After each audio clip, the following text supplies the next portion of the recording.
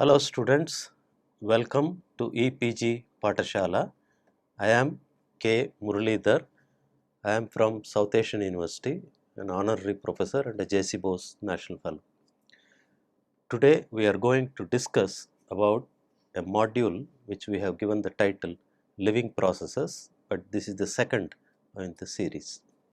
The objectives of this module: at the end of learning this module, one would understand that there are autotrophs and heterotrophs among living organisms, realize that only green plants are the autotrophs, that is, they can make their own food, know that there is a huge diversity among heterotrophs with regard to nutritional requirements, appreciate the fact that food that is taken in serves two purposes. One, it is a source of metabolic energy, and two, in the case of higher animals, it also serves as a source of essential elements, vitamins, amino acids, and trace elements. Plants also require trace elements.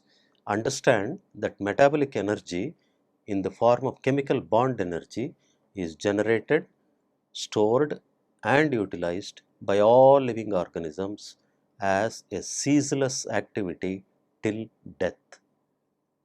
Realize that the storage form of energy is different in different organisms. For example, it is glycogen in animals, starch in plants, polymetaphosphate in certain microbes, etc. Appreciate the fact that the energy currency, however, is same in all organisms, and that it is in the form of a nucleotides like ATP or GTP. Realize that organisms perform three types of work: osmotic, mechanical, and biosynthetic work. All of these require energy and hence coupled to ATP hydrolysis. To live and generate energy, living organisms need food. Food serves not only as a source of energy, but also in some cases, the most like most animals and plants, as a source of essential components which cannot be manufactured by that group of organisms. Animals require vitamins, amino acids, unsaturated fatty acids, and trace elements like iron, magnesium, zinc, etc.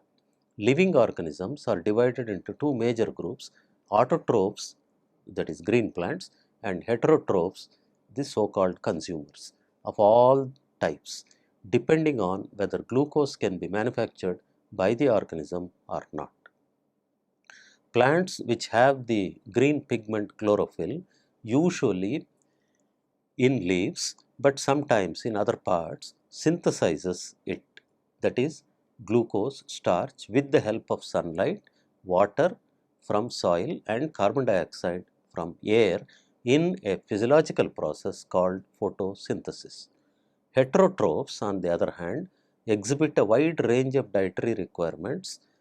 Escherichia coli, for example, requires a carbon source like glucose, or anything else can be converted into glucose like lactose. It requires a nitrogen source, an ammonium salt, and a couple of inorganic cations and anions. A human being requires carbohydrates, proteins, fat, unsaturated fatty acids, vitamins, certain amino acids like arginine, leucine, certain elements like iron, magnesium, calcium, copper, selenium, etc. Evolutionarily speaking, the more specific the dietary requirement, the more vulnerable is that species to threat and extinction. One should cultivate eating a broad range of foods.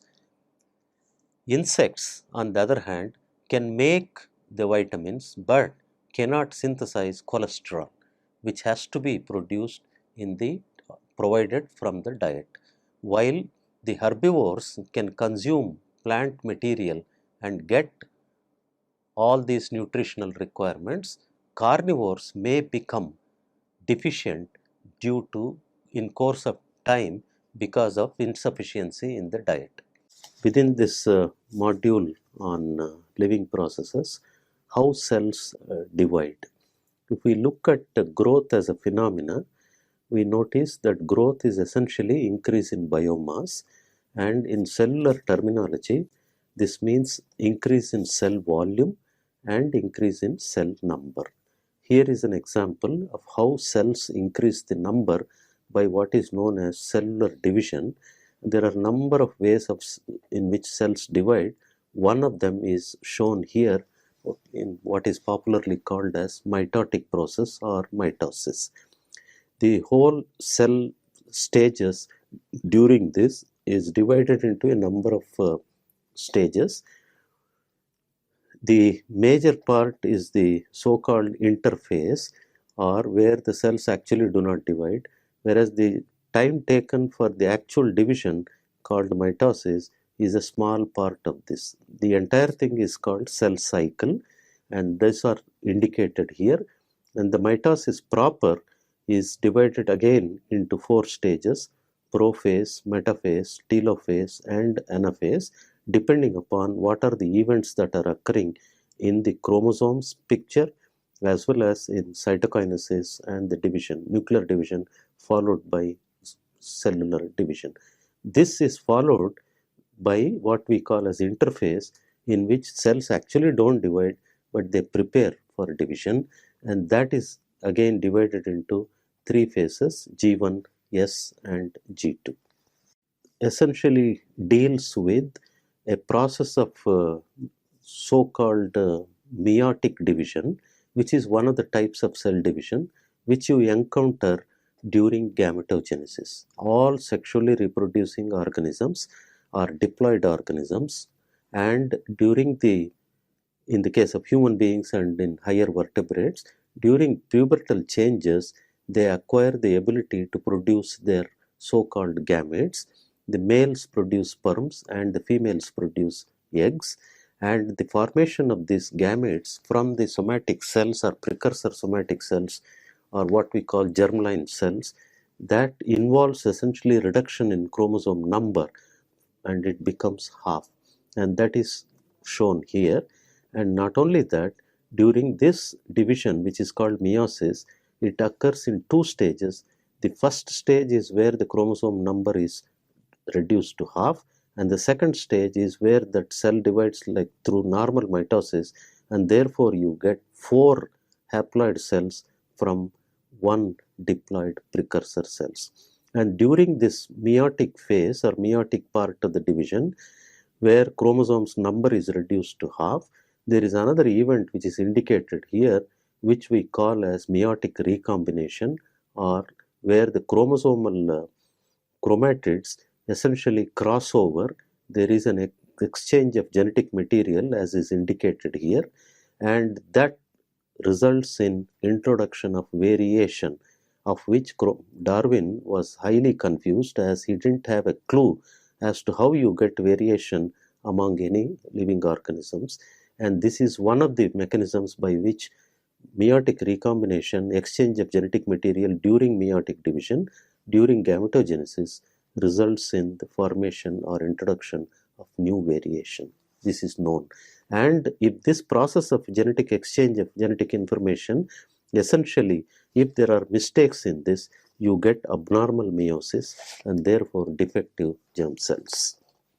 How cells increase the number, and this is when the cells go through a cyclic changes called cell cycle.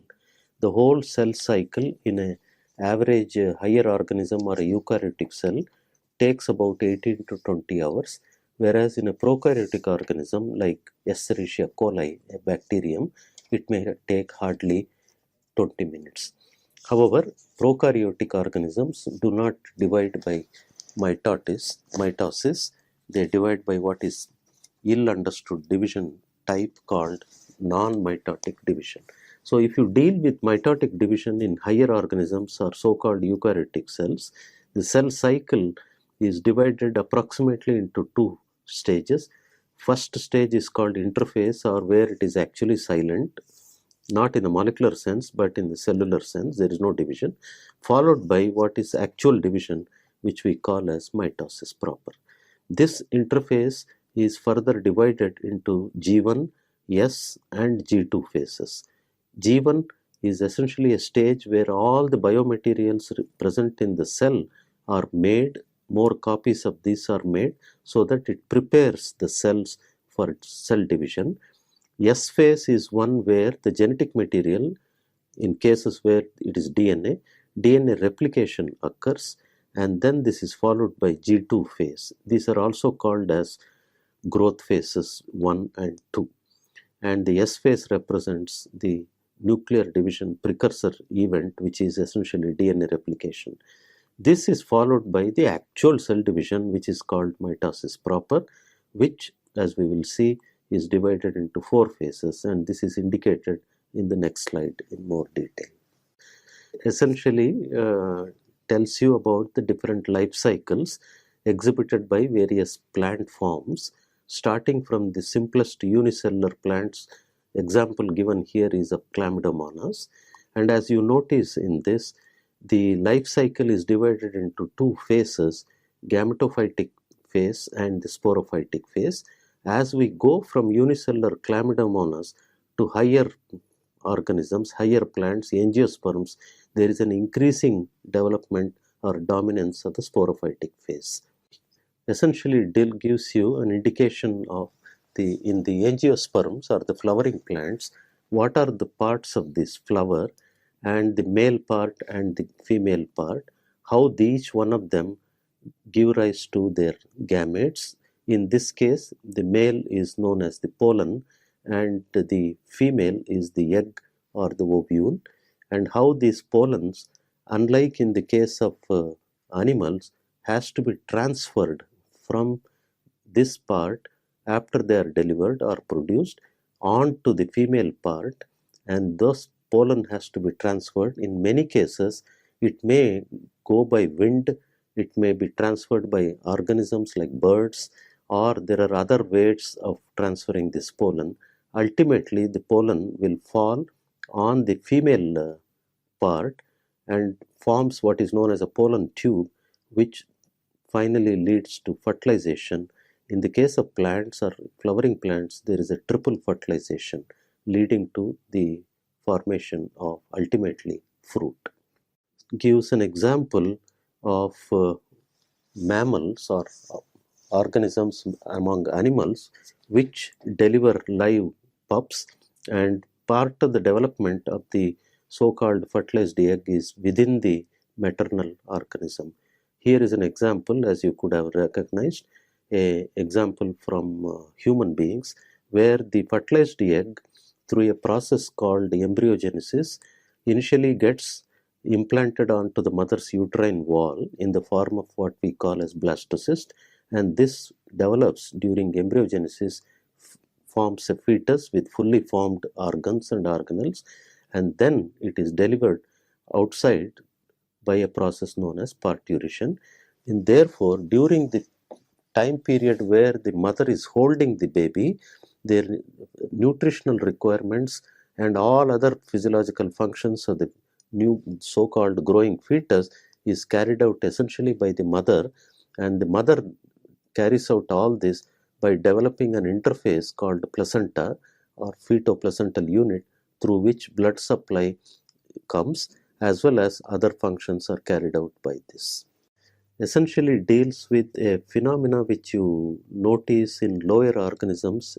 This is an example of an organism called planarium, where we notice a sort of reproduction which is called as asexual reproduction. Here what actually happens is the ability to regenerate a lost part of the body. In this organism, which is an extreme example, you can take the organism and cut it into 3 pieces. Each of the pieces will develop the rest of the organism's body by what is known as tissue regeneration. This is a dramatic example of tissue regeneration. In some cases of even higher organisms like amphibians, one can develop new limbs at abnormal positions by artificial application of certain vitamins like vitamin A and other things. Or even in the case of adult human beings, one can take the liver and cut it, remove 3/4 of the liver. We notice that the liver that is left can regenerate the rest of the liver. Although you don't get the original shape of the liver, it will become a stump. But nevertheless, you notice this whole process of tissue regeneration, which is uniquely represented in lower organisms, but in higher organisms, it is represented only in certain tissues. That is what is indicated here with planarium as an example. Is part of the study of the so-called reproduction. As we notice or we realize, reproduction is part of the whole life cycle, and life cycle essentially talks about from hatching, lifespan from hatching in the case of oviparous animals, or birth in the case of viviparous animals, and how it ends with the death. Now, if you analyze all the life cycles, you notice peculiarities in some, like the insects and in amphibians or frogs, where the life cycle from the fertilized egg onwards till the death includes a stage or a form what we call as larva, in which the larva does not resemble the adult. Not only that, in the dietary habit or foraging behavior, it is possible that the larva is vegetarian, or in the case of frogs, for example, the larva is called tadpole. It may have a different foraging behavior compared to the adult frog. Similarly, in many insects, you have these larval stages whose habits, foraging behavior could be completely different from the adult. Not only that, one can even see from an ecological context that the larva may be aquatic and the adult may be terrestrial. Like that, one can see changes, dramatic changes, when you compare a larva. One of the physiological phenomena which we have to understand is what we call as defense mechanism.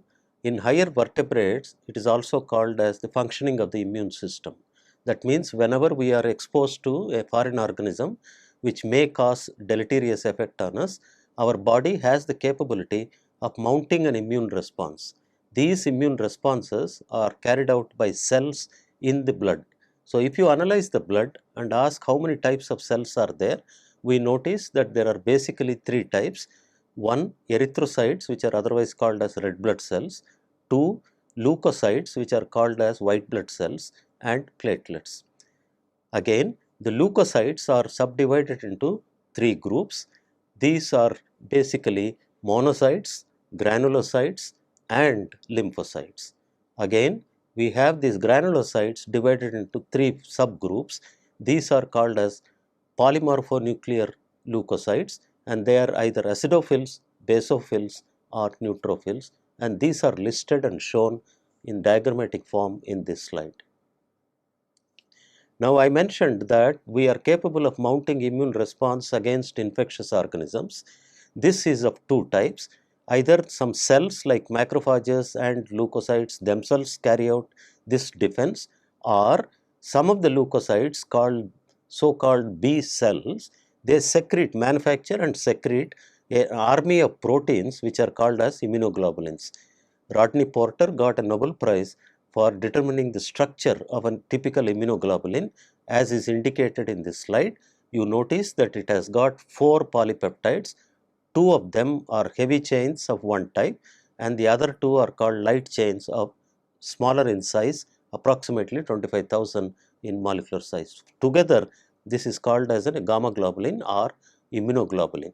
And at the end portion, on the left side, on the right side, you notice what is known as the antibody combining site, in which this antibody grabs the antigen and then neutralizes this. That's how we defend ourselves against infectious organisms. Is part of the story which we have called as defense mechanisms in organisms. All living organisms, we have already told, recognize the environmental features and respond to these environmental insults. One of the biggest challenges posed to all living organisms is a challenge to their survival by physical, chemical, and biological factors in the environment. And this comes under what we call defense studies. How do living organisms defend themselves from the onslaught of environment? In the case of chemical as well as biological onslaught, there is a peculiar phenomena, and that is that the host organism can mount a defense mechanism, of which there are two types. One is called innate immune mechanism, another is called adaptive immune mechanism. The second one depends on the production of what we call as an army of antibodies.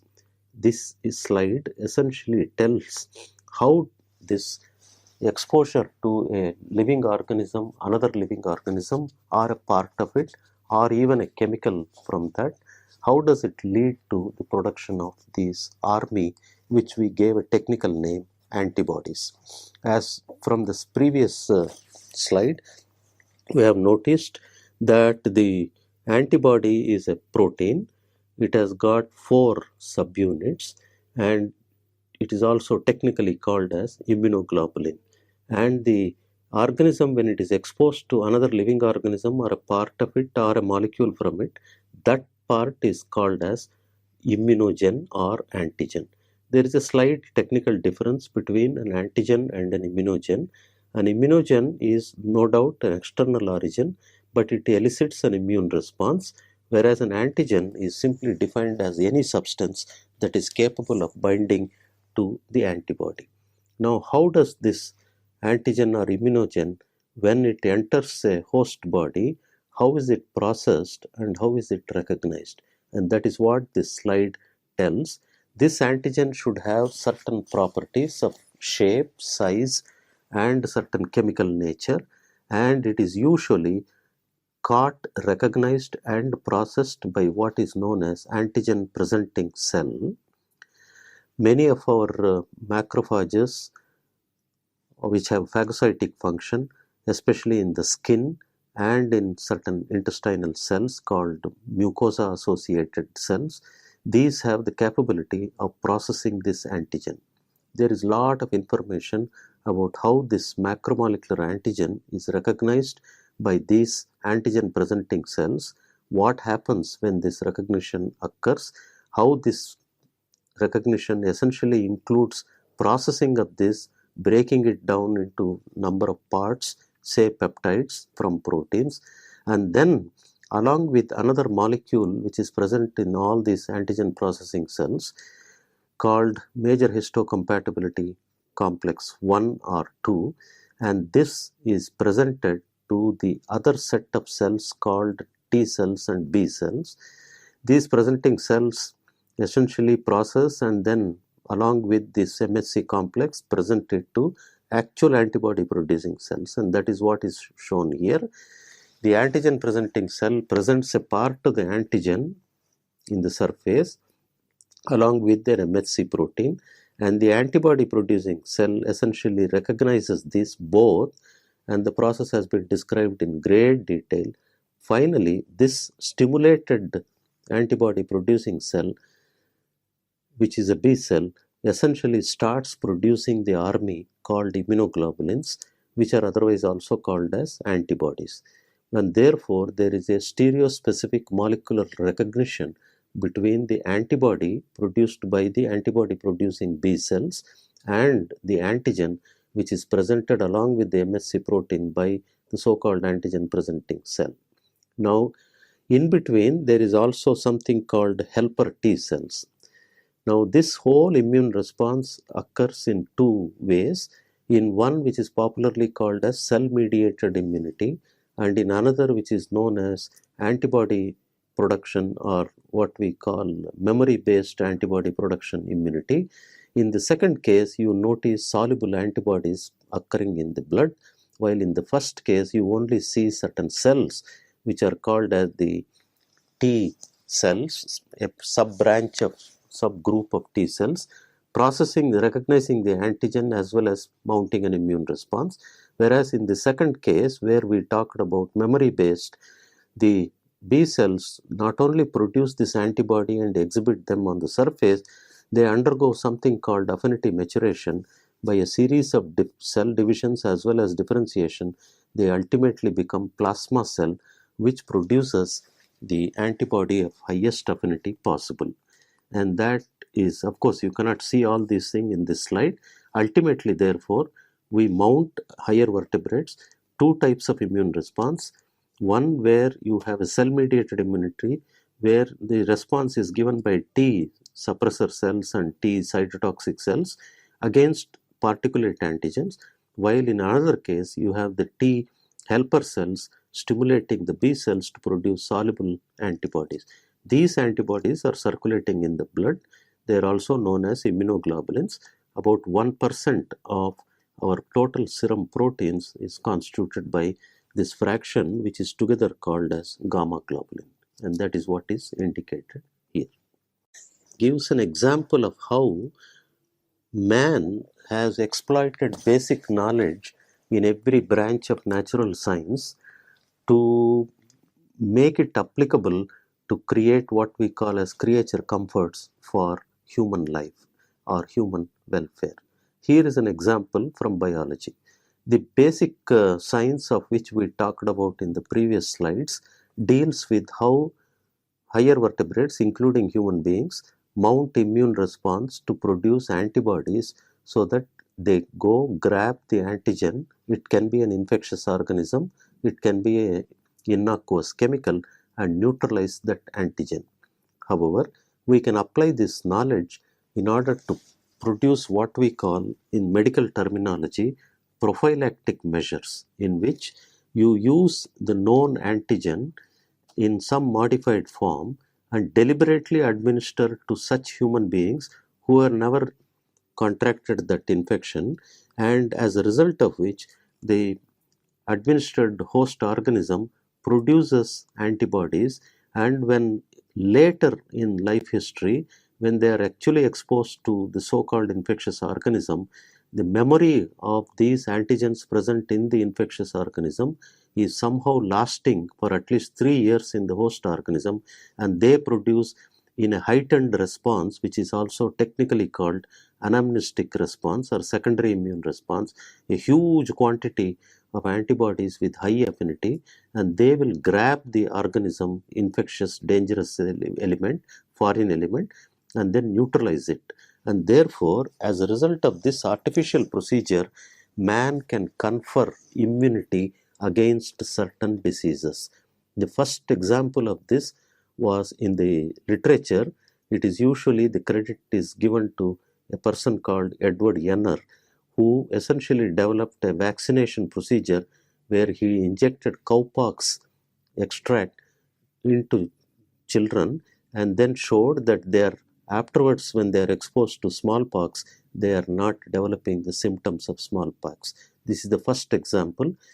Later in human history, vaccines have been developed on cholera, for TB, for malaria, for anthrax in the case of sheep and cattle, and so on and so forth for many things. In fact, in all developed countries, there are what are called as preventive vaccination programs for children, which most of you must have taken. One of them is called as DPT vaccine against diphtheria, pertussis, and other antigens. Let us summarize what we have understood in this lesson. Organisms are divided into two groups: those that make their own food and they are called as autotrophs, that means green plants as an example, and those, the second group, which can get their food from by feeding on others, and these are called heterotrophs, example all animals. Heterotrophs represent a wide range of dietary preferences. Living is the summation of all the physiological and behavioral processes. These require energy. Food is a source of energy. Energy for living organisms is mostly metabolic energy in the form of high energy chemical bonds. Food is complex, and when it is digested, is essentially broken into simpler structures. This thus releasing energy. Part of this is trapped in as bond energy in the form of ATP, an example. The efficiency of conversion is close to 40% more than any man-made machine like a mercury vapor lamp or an electric fan or a motor or an automobile. This energy enables organisms to perform their osmotic, mechanical and biosynthetic work. All physiological processes like respiration, reproduction, growth, locomotion, transport, development and even behavior are different types of work requiring energy. All aerobic organisms utilize oxygen as the terminal electron acceptor. Oxygen is reduced to water or partially in the form of reactive oxygen free radicals. Anaerobic organisms use a wide range of chemicals other than oxygen as electron acceptor, for example, hydrogen sulfide and others. Thank you for your patience.